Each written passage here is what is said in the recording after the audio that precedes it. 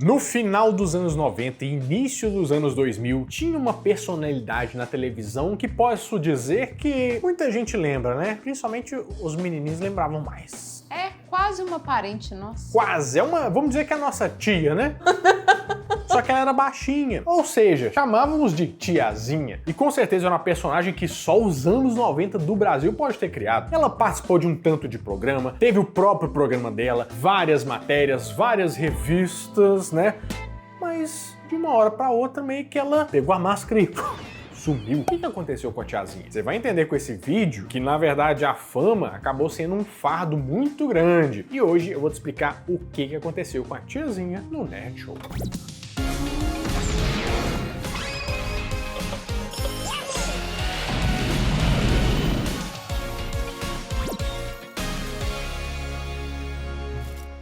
Fala, meus queridos amigos, como estão vocês? Vocês estão bom, né? Tira, tiazinha, bexeira. Opa, eu me empolguei. É que eu tava usando meu tamanquinho da tiazinha, Barbarelando, então tava machucando meu pé, eu tava dançando pra ver se dá uma resolvida. Pra gente começar a nossa história, temos que saber quem estava por trás da máscara de tiazinha. Que era a Suzana Ferreira Alves, que nasceu em São Paulo e na época da tiazinha tinha só seus 20 aninhos. Só que antes de interpretar a tiazinha, ela já estava meio que ali no meio artístico. Quando fala meio artístico, Barbarella, fica parecendo que tá entre duas pessoas que são artísticos e tá no meio, sabe? Exatamente. Ela começou a fazer balé com 3 anos e quando ela já tinha 7 anos, ela foi aprovada no Teatro Municipal, aquele negócio todo, né, de balé, um negócio todo chique, onde ficou estudando dança até os 14 anos de idade. Já na televisão, ela começou cedo também, quando ela foi assistente de palco com 8 anos de idade da Hora do Capeta, aquele programa do Serginho Malandro, você lembra? E depois, com 14 anos de idade, ela começou a atuar nos sketches de um programa que chamava A Casa da Angélica. E nesse meio tempo, ela fez vários comerciais para televisão também, alternando com as aulas de balé, né, e também de música. Ela fazia bastante coisa no mundo artístico. Fazia muitas roupas infantis, tinha muitos desfiles, eu desfilava muito. Fazia muitos comerciais. Depois comecei a fazer Pepsi, mais assim com 12 anos. Fazia muito C&A, comerciais da C&A, shampoo Monange, sabe? E numa dessas, ela até disputou com mais 900 meninas para fazer um teste lá de um comercial que ia ser da Ruffles. E foi para Los Angeles para gravar esse comercial, porque ela conseguiu o papel. Só que chega o fatídico dia que era em 1997. Os passarinhos cantavam, as árvores tremulavam, balançavam pela relva. Quando uma amiga dela, que trabalhava no programa H com Luciano Huck, levou ela lá, né? Elas estavam lá e ela descobriu que tinha um papel que estava aberto lá para fazer uma personagem como se fosse parecido com a Mulher Gato. Em fevereiro de 1998, a Suzana Alves estreava como tiazinha. Tia... Eu não consigo, mano. Toda hora que falo tiazinha, só começa a pensar, tiazinha. Eu que o diga, né, que tô aqui no bastidor, no off. Só que o negócio é que de início ela conta que não queria fazer o papel da tiazinha, não. Aí eu falei, não vou, cara, que isso, né? Porque imagina, final dos anos 90, né, não tinha essa coisa, não tinha essa exposição, nem modelo usava lingerie em outdoor, em lugar nenhum, né? Porque ela tinha muita vergonha, né? Ela falou assim, como é que eu vou contar pros meus pais que eu vou fazer uma mulher meio seminua de máscara com chicote na televisão? É uma notícia difícil de dar pra família, né? E ela morria de medo dos pais expulsarem ela de casa, né? Sim, porque meu pai, nordestino, todo, né? Paraibano, arretado. Meu pai me mata, né? E ela recusou o convite 3 vezes pra depois aceitar e falar com os pais dela. Quando ela falou com a mãe dela ficou meio assim, mas elas chegaram à conclusão que era uma boa ideia aceitar o papel. Falei assim, mas não dá pra você pôr um shortinho, um negócio assim? Não, infelizmente não dá, vai ter que ser assim mesmo. Conversei com a minha mãe e falei, mãe, é o seguinte, tem que usar lingerie. Ela falou, não estamos devendo a faculdade?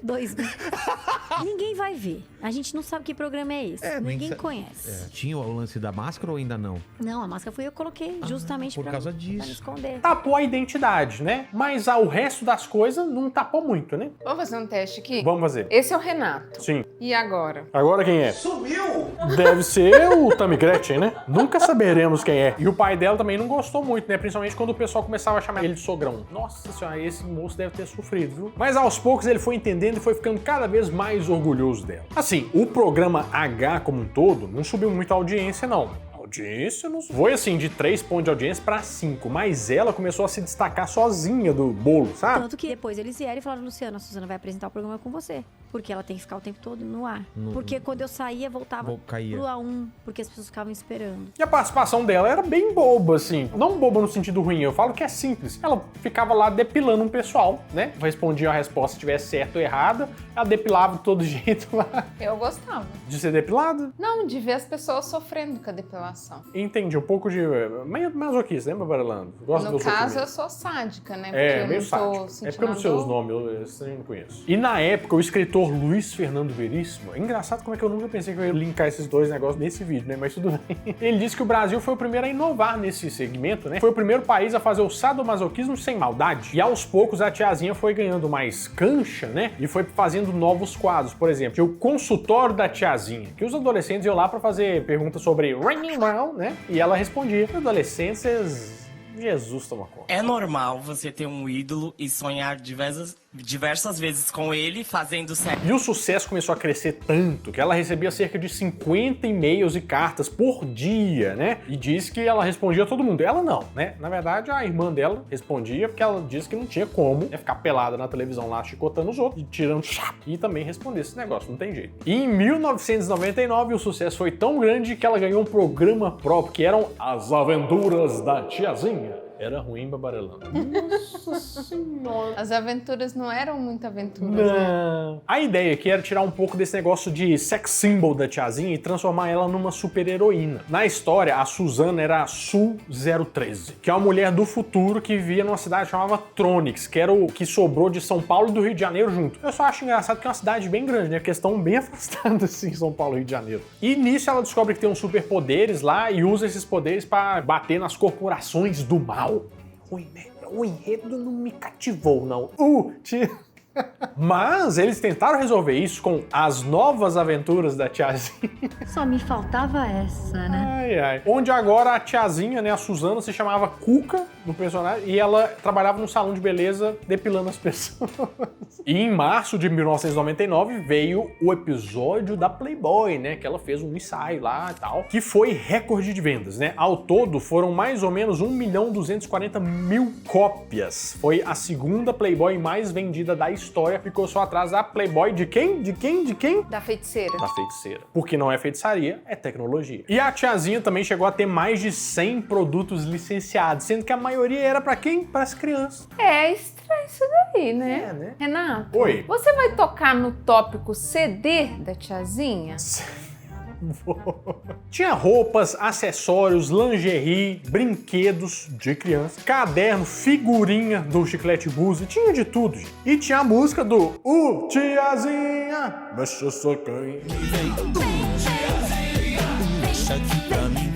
E o estimado, a gente não, claro, não pode falar que isso tem certeza absoluta, mas entre licenciamento, isso, aquilo e tal, as previsões é que ela ganhou mais ou menos uns 30 milhões de reais em 99, pra você ter uma ideia. Sério? E claro, com isso ela ajudou um monte de gente da família dela. E foi por aí que alguns problemas começaram a acontecer com a tiazinha e o fim dela veio. O primeiro problema é que a partir do momento que você fica super famoso, você perde totalmente a sua liberdade, né? Você fazer sucesso com 18 anos, do jeito que foi, com a proporção que foi, e vindo de uma família simples, vindo da periferia, acostumada com uma vida muito diferente com a vida que eu comecei a ter, de ter segurança, motorista, carro blindado, e uma exposição de não poder ir ao shopping, de não poder ir para lugar nenhum. De repente eu comecei a ver que eu queria, eu desejei ter aquilo, mas eu também não era feliz com aquilo.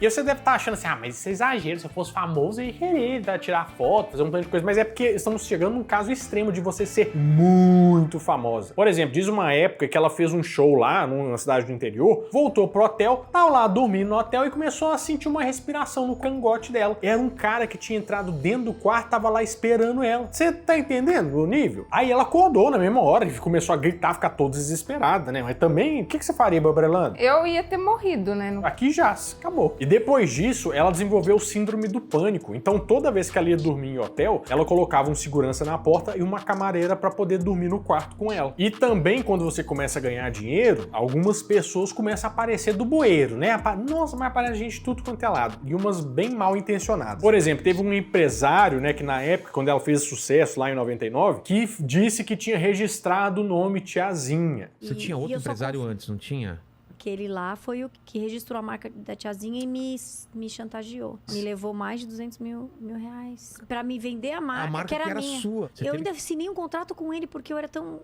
jovem. No aeroporto, indo para os Estados Unidos, na hora de viajar, ele falou, você tem que assinar comigo porque você só vai poder usar a...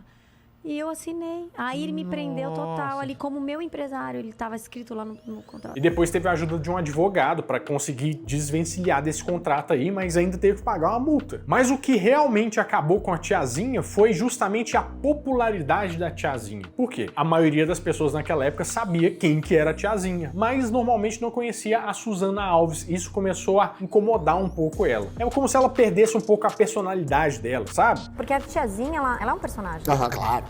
E eu sou a Suzana. E se eu não separar, eu não tenho espaço pra viver e pra continuar minha carreira. E ela até chegou a falar que se ela tivesse continuado por esse caminho, alguma coisa bem grave poderia ter acontecido. Talvez ela não tivesse aguentado essa pressão toda, sabe? Baseada na experiência de outros famosos da época. Aí ela conta que foi lá, pegou confiança e enterrou a Tiazinha de vez. E ela até queimou as roupas da Tiazinha ali pra meio que fazer vamos dizer, um ritual de despedida, né? Então aqui encerra-se um capítulo. A Suzana Alves mesmo não sumiu. Ela era atriz e continuou atuando. A Tiazinha foi de 97 até o ano 2000. Foi pouco tempo, né? Mas ela continuou atuando principalmente em peças de teatro, que ela gostava bastante. E em 2001, ela foi pra Rede TV, onde estava participando de um programa que chamava Futebol Paulista e Você, onde ela era repórter. E em 2002, ela saiu desse programa para entrar onde? Na Casa dos Artistas, onde ela ficou em 5º lugar nessa edição. E já em 2003, ela fez teste para entrar em 3 novelas. Canavial de Paixões, do SBT, Agora é que São Elas, da Globo, e Da Cor do Pecado, também é da Globo. Esse corpo moreno. Acabou que ela não entrou em nenhuma delas, mas ela só teve uma participação em novela mesmo em 2006. E ela participou da novela Cidadão Brasileiro, da Record. E a partir disso ela fez participação em muitos programas da televisão, em novelas também, mas a última participação dela na televisão foi no Bake Off Brasil, na temporada de 2022. Ela saiu cedo, na verdade, né, Maurelanda? Acho que foi a primeira a sair, que a gente tava assistindo. Ah, eu não lembro. Mas acho que ela saiu cedo. E atualmente, onde está a Tiazinha? Ou mais precisamente, a Suzana Alves. Hoje em dia, ela fica mais ativa no Instagram, falando mais sobre a vida pessoal dela. E em toda entrevista que ela dá, ela sempre fala, né, que é muito grata à personagem de Tiazinha e tal, mas que ela não gosta nem de falar muito disso, porque é uma coisa que já ficou pra trás. Todo o meu investimento em estudo e na minha família, poder ter ajudado minha mãe, terminou os estudos dela, que meus pais eram semi-analfabetos. Ela te deu grana. Grana que proporcionou histórico, assim, de vida, de descobrir outros universos, que eu nunca teria na periferia, assim, vivendo na comunidade carente, sem oportunidade. Ela até, inclusive, pintou o cabelo nessa época, depois da Tiazinha, pra ver se dava uma afastada do personagem, sabe? Hoje em dia, ela é mãe e é casada com o ex-tenista Flávio Sareta. E apesar de não gostar muito dessa época, né, com certeza ela parece muito grata a tudo que isso proporcionou. Mas é isso que aconteceu, né? A Tiazinha foi uma personagem icônica dos anos 90, 2000, que com certeza marcou muito a nossa vida. E é isso que aconteceu com a Suzana Alves. É isso, eu espero que vocês tenham gostado bastante desse vídeo. Bom, eu vou ficando por aqui, mas toda semana eu volto com mais um vídeo quentinho, fresquinho, crocante pra vocês. Então, adeus!